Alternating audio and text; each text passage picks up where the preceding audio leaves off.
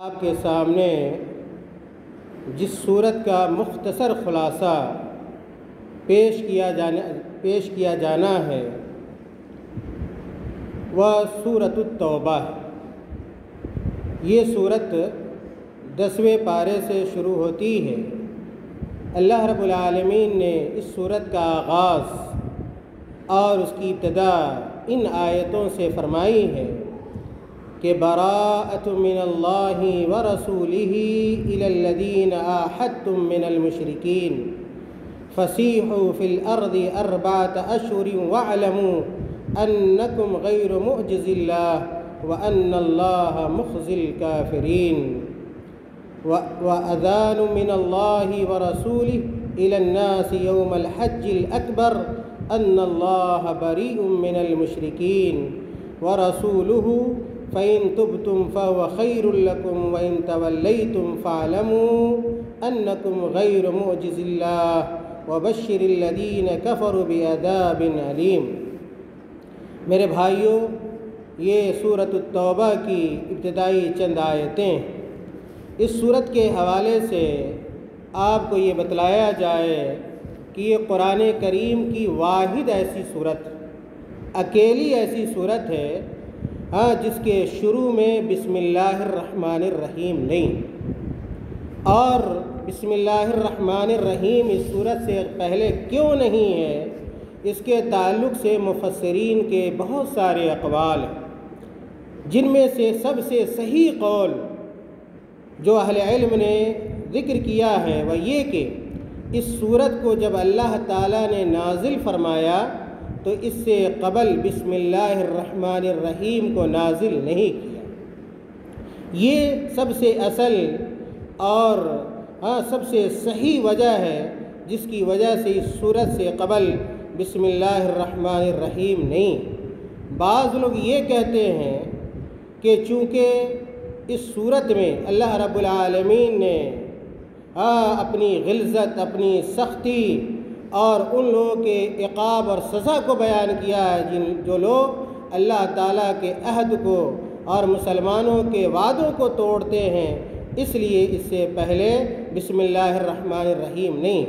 اس لیے کہ اللہ رب العالمین اس صورت میں اپنے غصے کو بیان کرنا چاہتا ہے۔ اور بسم اللہ الرحمن الرحیم سے کس بات کا پتہ چلتا ہے؟ اللہ تعالیٰ کی رحمت کا پتہ چلتا ہے۔ ایک یہ وجہ اہل علم نے بیان کیا۔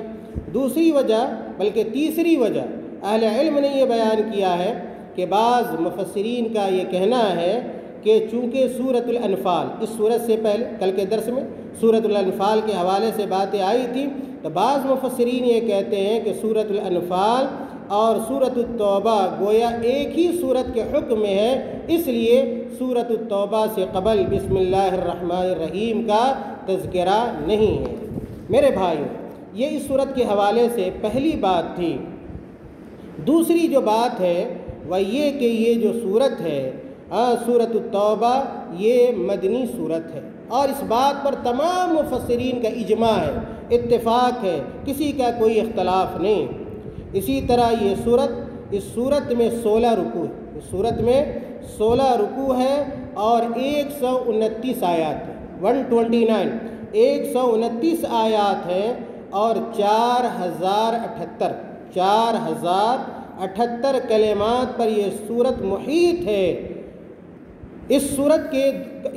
کے 2 نام بڑے مشہور ہیں۔ ویسے بعض مفسرین کہتے ہیں کہ اس صورت کے تقریباً 19 نام، کتنے نام؟ 1-2 نہیں بلکہ 19 نام ہیں جن کو اہل علم نے ذکر کیا ہے، لیکن ان 19 ناموں میں اس صورت کا 2 نام بڑا مشہور ہے۔ وہ کون کون سا نام ہے؟ پہلا نام التوبہ ہے اور دوسرا نام البراءہ ہے۔ اس صورت کو سورۃ التوبہ بھی کہتے ہیں اور سورۃ البراءہ بھی کہا جاتا ہے۔ پھر ایک بات یہ آپ کو سمجھنی چاہیے کہ آخر اس صورت کو سورۃ التوبہ کیوں کہا جاتا ہے۔ قبل اس کے کہ ہم یہ بات بتلائیں، یہ بھی جان لیجئے کہ اس صورت میں یعنی سورۃ التوبہ میں التوبہ کا لفظ کسی نہ کسی طرح سے تقریباً 17 مرتبہ ذکر کیا گیا ہے۔ کتنی مرتبہ؟ 17 مرتبہ ذکر کیا گیا ہے۔ اس صورت کو سورۃ التوبہ کیوں کہا جاتا ہے، اس کا یہ نام کیوں رکھا گیا ہے، اس کے حوالے سے مفسرین کہتے ہیں کہ چونکہ اس سورت کی آیت نمبر 118 میں اللہ رب العالمین نے ان مخلص صحابہ کی توبہ کی قبولیت کا ذکر کیا ہے جو غزوہ تبوک سے پیچھے رہ گئے تھے۔ آگے بات یہ آئے گی کہ کچھ صحابہ کرام غزوہ تبوک سے سستی کی بنیاد پہ بلا کسی عذر کے پیچھے رہ گئے تھے۔ جب اللہ کے نبی صلی اللہ علیہ وسلم غزوہ تبوک 9 ہجری میں غزوہ تبوک سے واپس آئے تو اللہ کے نبی صلی اللہ علیہ وسلم نے ایسے صحابہ کا سوشل بائیکاٹ کر دیا، سماجی بائیکاٹ کر دیا، اور ایسا وہ صحابہ کرام مدینہ میں ہو گئے کہ ان سے کوئی بات کرنے والا، کوئی گفتگو کرنے والا نہیں رہا۔ اور اسلامی تاریخ میں جس قدر وہ سوشل بائیکاٹ کامیاب رہا کسی سماج اور کسی معاشرے میں، اس طرح کا بائیکاٹ میرے بھائیوں نہیں ہو سکا۔ خیر، تو انہی صحابہ کرام کے توبہ کی قبولیت کا تذکرہ اس سورت کی آیت نمبر 118 میں ہے، جس کی وجہ سے اس سورت کو سورۃ التوبہ کہا جاتا ہے۔ بعد میں اللہ تعالیٰ نے ان صحابہ کرام کے توبہ کو قبول فرما لیا جس کا ذکر اس سورت کے اندر موجود ہے، اس لیے اس سورت کو سورۃ التوبہ کہا جاتا ہے۔ اسی طرح اس سورت کو سورۃ البراءہ اس لیے کہا جاتا ہے کہ اس کا آغاز ہی، یعنی اس سورت کا آغاز ہی اس لفظ سے ہوا ہے کہ جس میں مشرکین مکہ اور اس کے گرد و پیش لوگوں سے کیے گئے معاہدات سے برات کا اعلان کیا گیا۔ جب فتح مکہ ہو گیا، غزوہ تبوک کے بعد اللہ کے نبی صلی اللہ علیہ وسلم نے جب 9 ہجری میں اپنے صحابہ کرام کو حج کی اجازت دی، اور جب وہ حج کے لیے چلے گئے، جن کی قیادت اور سیادت حضرت ابو بکر رضی اللہ تعالیٰ عنہ کر رہے تھے، تو اس کے بعد جیسے ہی اس سورت کی چند آیتیں نازل ہوئیں تو اللہ تعالیٰ نے، اللہ کے نبی صلی اللہ علیہ وسلم نے حضرت علی رضی اللہ تعالیٰ عنہ کو بھیجا کہ جا کر ان لوگوں کو بتلا دیا جائے کہ جو بھی معاہدہ تھا یا ایک اس کے بعد مسلمانوں اور کافروں میں کفار مکہ کے مابین کسی طرح کا کوئی ایگریمنٹ باقی نہیں رہے گا۔ گویا اب اسلام غالب آ گیا ہے، اسلام قوی آ گیا ہے، اس لیے اب کافروں سے، مشرکوں سے کسی طرح کے معاہدے کی ضرورت نہیں ہے۔ چنانچہ مشرکوں سے ہر قسم کے معاہدے سے برات کا اعلان کیا گیا، اس لیے اس سورت کو سورۃ البراءہ بھی کہا جاتا ہے۔ میرے بھائیوں، جیسا کہ میں نے ذکر کیا کہ اس سورت کا نزول 9 ہجری کے قریب ہوا، سورۃ التوبہ کا نزول 9 ہجری کے قریب ہوا، جب نبی اکرم صلی اللہ علیہ وسلم حضرت ابو بکر رضی اللہ تعالیٰ عنہ کو حجاج کا امیر بنا کر روانہ کر چکے تھے۔ ان کے رخصت کرنے کے بعد فوراً اس سورت کی ابتدائی آیات نازل ہوئیں۔ تب اللہ کے پیغمبر نے صلی اللہ علیہ وسلم نے اپنے چچا زاد بھائی حضرت علی کو مکہ روانہ فرمایا کہ وہ آپ کی طرف سے حج کے موقع پر مشرکین کے ساتھ معاہدہ سے برات کا اعلان کر دیں۔ میرے بھائیوں، اسی طرح اس صورت میں آیت نمبر 16 سے لے کر آیت نمبر 24 تک، آیت نمبر 16 سے لے کر آیت نمبر 24 تک میں یہ واضح فرمایا گیا ہے کہ مساجد کی تولیت، مساجد کی نگرانی، مساجد کی دیکھ ریکھ اور نگرانی کا صرف ان لوگوں کو حق حاصل ہے جو عقیدہ توحید کے رکھنے کے ساتھ ساتھ ارکان اسلام کی پابندی کرنے والے ہوں۔ اگر وہ عقیدہ توحید اور ارکان اسلام سے لاپرواہی کرتے ہیں تو بیت اللہ اور حجاج کرام کی خدمت کرنا اللہ تعالیٰ کے یہاں کوئی حیثیت نہیں رکھتا ہے۔ اس صورت میں یہ بتلایا گیا ہے کہ کفار مکہ اور کفار قریش اس بات کی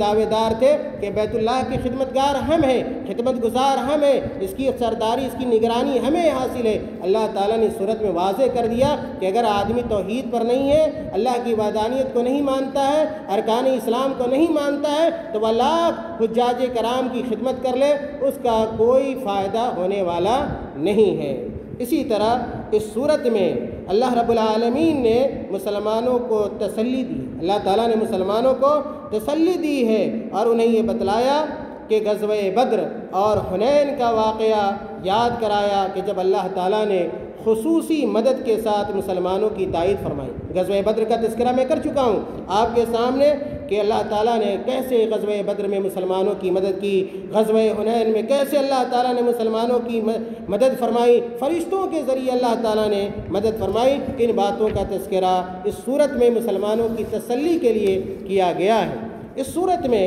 یہ بھی بتلایا گیا ہے کہ یہود و نصارہ کے علماء اور عوام، یہود و نصارہ کے علماء اور عوام کے دینی اور اخلاقی کردار کو اس صورت میں بیان کیا گیا ہے، اور ان کے بارے میں اللہ تعالیٰ نے فرمایا کہ یہود و نصارہ کے علماء اور عوام کی غالب اکثریت حرام خور تھی، غالب اکثریت بیشتر لوگ حرام خور اور دین اسلام کے راستے میں رکاوٹ کیا ہے